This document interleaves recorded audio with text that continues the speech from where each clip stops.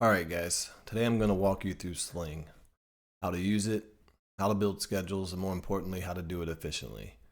This is not going to be a deep why training, this is strictly how it works so you can get in, build your schedule, and move on with your week. Before you even touch scheduling, you need to make sure your team is set up correctly. Every employee needs to have either an email or a phone number in the system. Once that's done, you can bulk invite all the employees at once. They'll get an email, create a login, download the app, and they're good to go. One important thing here with that is make sure that everyone's availability is set up early. If you skip that step, it's going to cause problems later when you're trying to build schedules. All right, now from the dashboard here, you get the employees pretty easy. You can see all these tabs. We'll get into the layout a little bit more later, but for now, just the employees tab is one over here. And then just do a quick scroll down. You can see all your employees here to the left. And make sure that they have an email or a phone number. Most of my people have both. Doesn't hurt to have both, but you need at least one of these two in order to invite. Once you make sure that's done, you can click all their names over here. You can click them all by hitting select all, but usually there's a few people in there. There's no need to invite for one reason or another. We'll clean up some employees later, but for now I would just go and click everyone's name, and then once you click their name, right here in this white area, there will be an invite all button.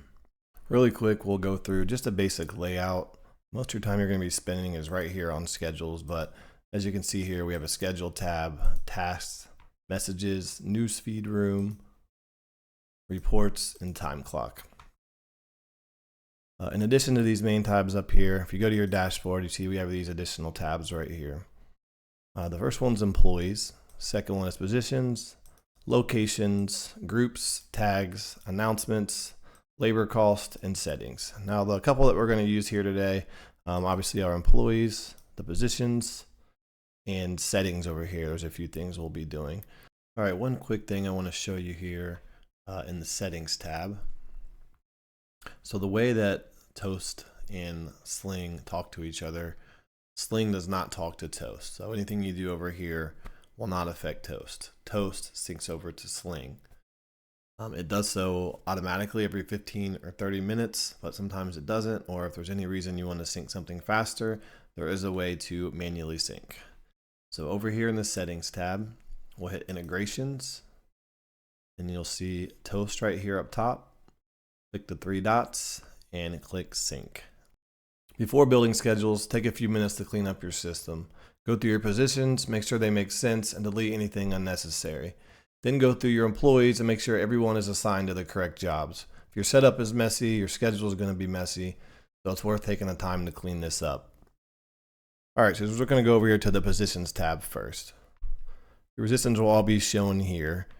If it's anything like mine when I first got it, I had, I think, 30 or 40 jobs, just lots of unnecessary stuff in here. So you want to do, just go through and find any jobs that don't make sense. Remember, this is just your schedule over here. We're not talking about so like a bar drawer or things like that you may need in Toast. Remember, anything you delete or change in Sling will not revert back over to Toast. So you can kind of mess with what you want here, and you can also bring them back. So kind of just make sure you have the jobs that you need here, and then also make sure the jobs that you do need have different colors.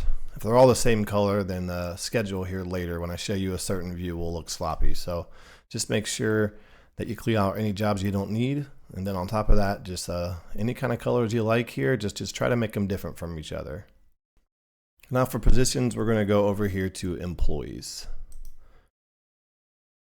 So we have our list of employees here, and right here in the third row, you have positions. So you see Amelia Mason, for example, has a server, PM, bar supervisor, bartender, and then on down the list. So what you want to do here is just kind of look out for something that doesn't make sense. If you see someone has a job that doesn't belong to them, you simply go ahead and click on their name, go to work, scroll down, and get rid of the jobs that don't make sense for them. All right, now let's talk about schedules. This is where you'll be spending the bulk of your time. First, I'll show you one of my schedules here just to show some different views and just kind of the layout of everything here. And then after I show you the layout, we will move into building our first schedule, which will also be our template. So there's 3 different ways to look at a schedule. Right here, under group by, you see you have employees, start time, and position. Employees, pretty simple. It's just list by employees in alphabetical order. Start time, it is the one I prefer, is what I'm going to use this 90% of the time is this view. As you can see, it shows, it looks a little crazy, but again, the color coding from earlier is where it's really going to help you here. You can see, let's look at Monday, for example. You have, general manager, then your kitchen staff is going to be, or your kitchen manager is going to be in one color, and your servers are always going to be in one color. So you see I have 1 a.m. server, 3 p.m. I can see my bartenders in green. I got an a.m. and a p.m. So it's once you get your colors down and understand what you're looking at, I think this is the most efficient view. A few other things on here. This is going to be a big tab for you, positions. So you could see the schedule however you want. So you can start getting rid of things. So for example, general manager can go. I don't need to look at that. AGM, we'll get rid of that. Or if we just wanted to look at, say, the kitchen schedule, then we get rid of everything. I usually keep the kitchen manager when I look at the kitchen schedule. So then we can just view it this way on the kitchen schedule here.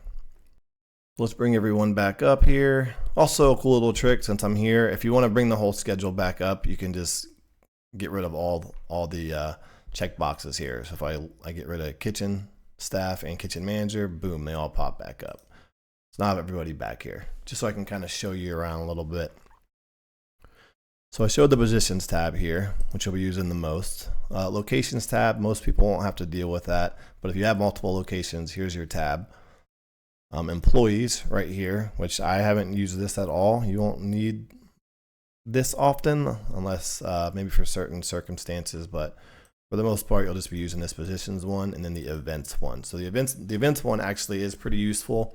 Right now, I just have it to show scheduled events. Basically, that's what all I want to see is scheduled no shows and sick callouts. I really don't need these checked, but it just doesn't show me anything, so mine's left on. But this also can show you unassigned shifts. So any shifts that you have, you had to unassign for any reason at all will be right up here if you have that one clicked. You can also see time off. So it's going to show whoever requested off on certain days that week will pop up. And unavailability, which will just show you everyone's availability, which is kind of a silly one. I never have this one checked. As you can see, it really clutters up your schedule, but it is an option if you want. And the final way to look is by position. So this is just going to list your employees by position. So you see I have AGM here first, then bartender, so on and so forth. Filters here, this guy will just make your filters go up and down. So if you want to hide your filters, hide them. Or if you don't see them, this is the button to click to get it. So that is the very basics of the schedules and the layout and the few things you can do. And now we will get into building your first schedule or template. All right, now for templates, we will go ahead and go on a fresh new screen here.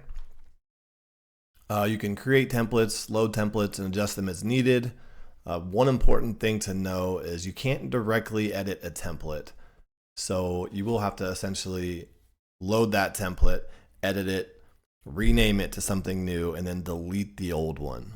I will show you that, but just something to keep in mind. Okay, now let's build our schedule. First thing you're going to need is a schedule, obviously. So, I suggest if you're moving from another platform like Spot On, just steal the template from there. So what I did personally is I just went to Spot On because that's what we use. It's called Teamwork Spot On. It's what we used previously. I had my first week and I just viewed that by employee and started plugging in shifts. So we go to this date here, go to your group by and just go to the employees. This is not the only way to do it. This is just the way I did it. I feel like this is the easiest way because you can copy shifts and things, which I'll show you. But so hit group by employees, and then just plug. Go down your list and whatever schedule you have to go off of, or whatever completed schedule you have, whether it's Spot On or another program or even spreadsheet, anything, just go ahead and start plugging in the shifts alphabetically. So to put in your first shift, it's pretty easy, pretty self-explanatory, but I'll go ahead and show you here. You just hit the plus sign. Since we're on this view, it's going to bring up the day I clicked, which was Monday. You put in your time here. So let's say this is for example, night shift. So we'll say 4 to 10 p.m. It's going to have your location here, position. So this is going to be a bartender. It'll show her available positions. Again, if you cleaned everything up like normal, it should only have the positions that each employee has available to them. But go ahead and click the position there, the employee, and then there's a little guy down here for publish. We're not going to publish yet. We're just building a schedule right now, or a template right now. So the only time we're going to use this is if basically we have we're updating something or covering shifts, or we're changing an already published schedule. So this will already stay unclicked. Just leave it unclicked when you create your first shift there. So we save it, and there it is. And as you see, compared to my earlier schedule, this is not filled in. So if it's white like this, then it means that it hasn't been published yet. Once you publish it is when it goes green like it did. So right here, let's just make sure we're seeing all of our positions, and we are. So when you build your template here, your first schedule, just make sure you have everything clicked so you can see everything properly. So after that first shift here, a little quick trick, especially if a lot of people have similar times, you can copy this very easily. Just hold in the control, move that guy over there. It takes a second, and there it pops in. So from there, we just continue. I'll just make it easy since we're showing, and do that, and then keep going down the list and get your template in. Once you do that, you're going to have to click these 3 dots up here, and you're going to hit Save Schedule to Template. And we can do this as a test, as you'll see. And it'll ask you what template name you want. So we'll do, test schedule. Description's kind of funny, like, I feel like you really don't need a description, but we'll just put test in there, and then you save that guy, and he will forever be in your templates. There are some nuances here that we're going to talk about. So one thing is, I mentioned it earlier, but you cannot edit a template. So I know this is just 3 shifts right here, but let's pretend like this was a big template. Our whole schedule, we're going to act as these 3 shifts are our whole schedule right now.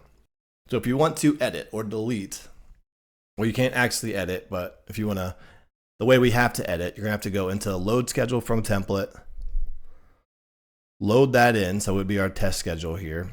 And while we're here, I'm going to go ahead and mention this ignore conflicts button. For some reason, this button right here is always clicked, and it's kind of silly. You don't want to ignore your conflicts. So basically, when you go to put in your new template or go to load in your new template, you want to be able to see, if anybody has requested off, or for any reason it's outside their availability on that new template that you're loading.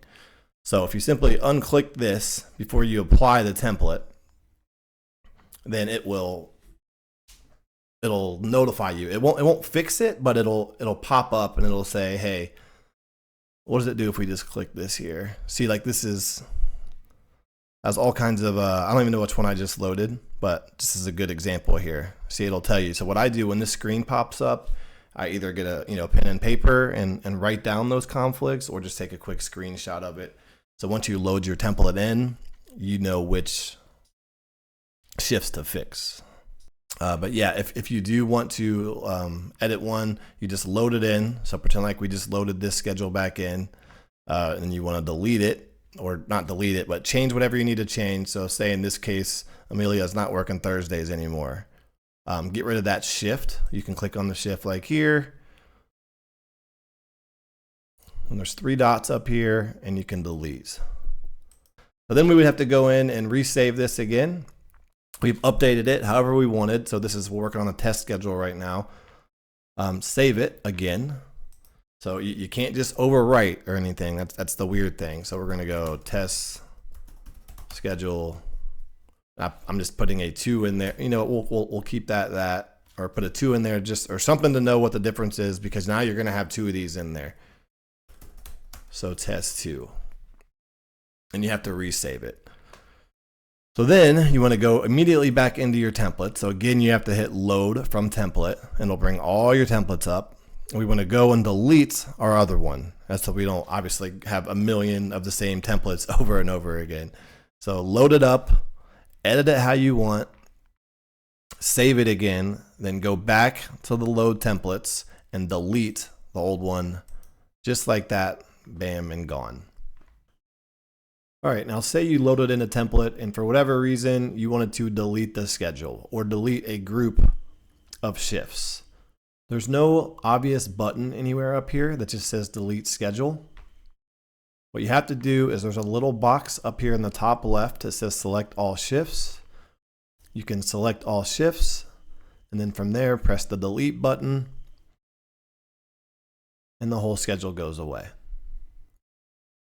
Or you just want to delete a few shifts and not the whole thing. You can hover on any of the shifts and you can see a little box will appear on the left.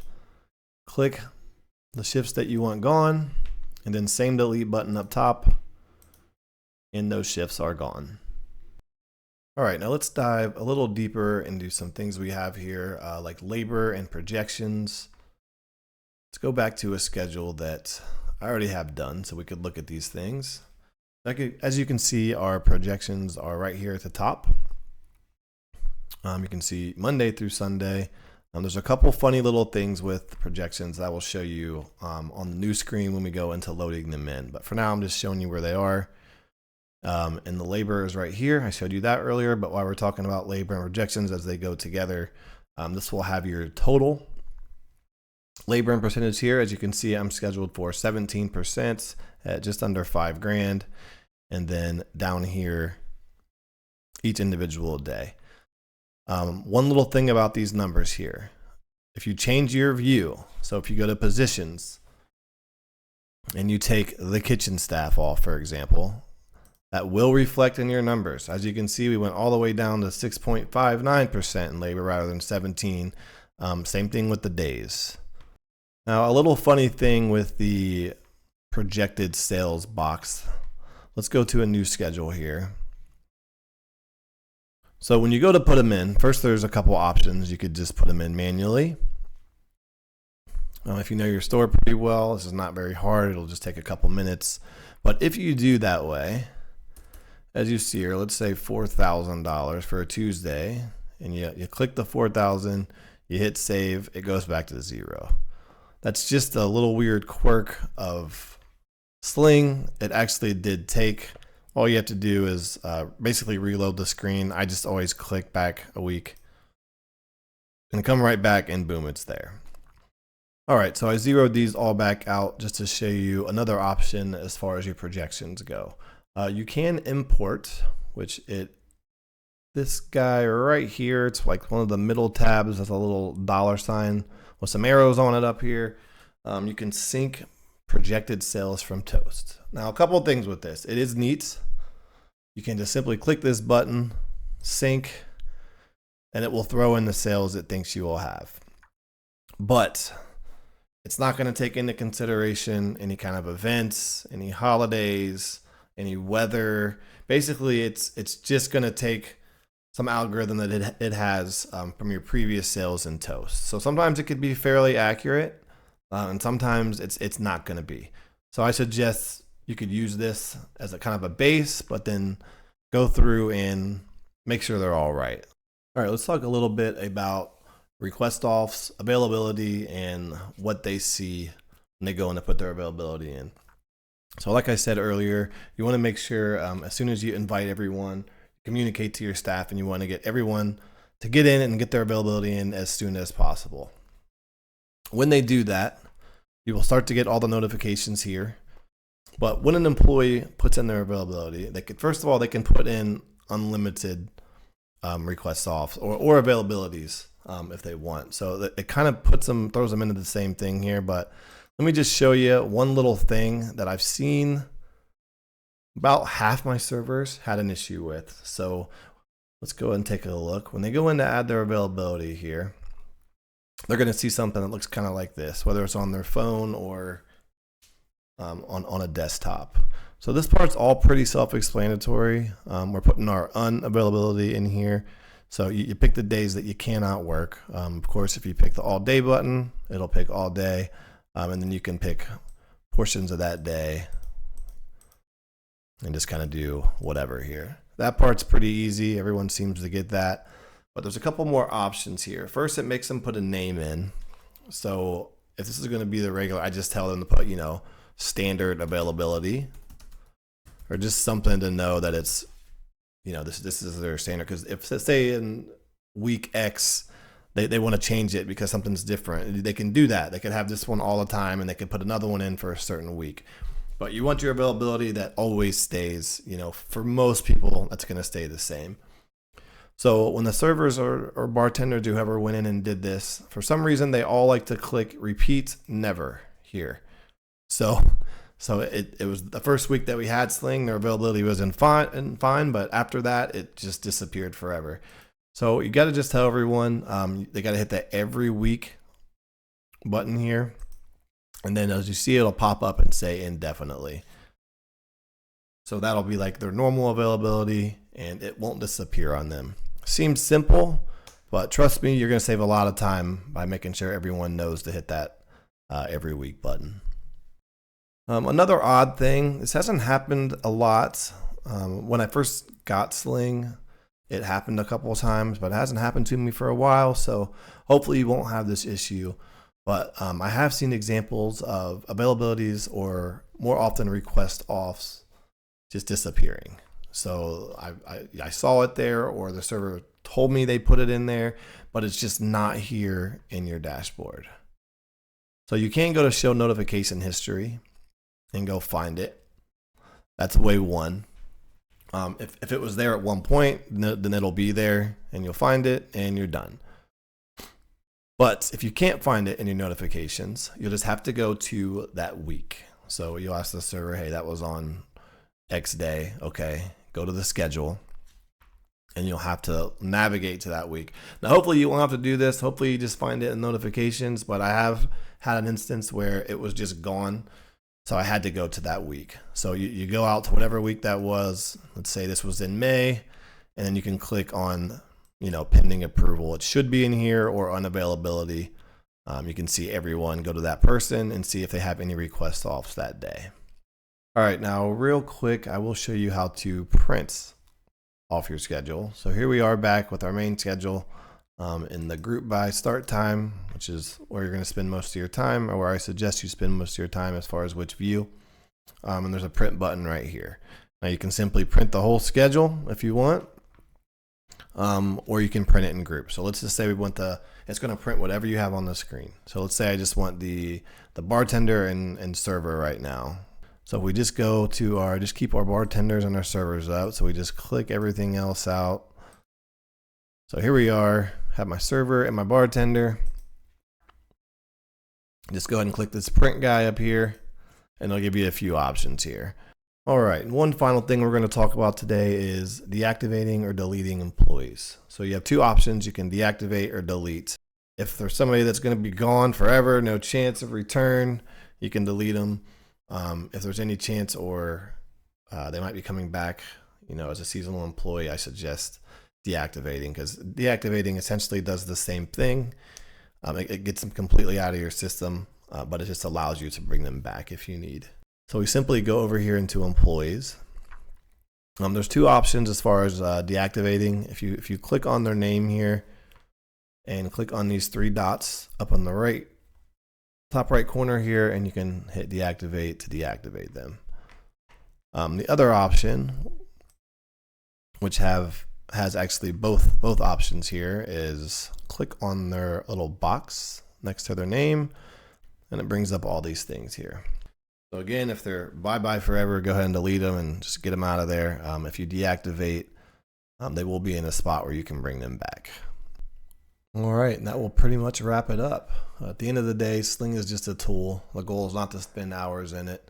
If you set it up correctly, use templates, take advantage of the shortcuts we talked about, You'll save yourself a ton of time every single week.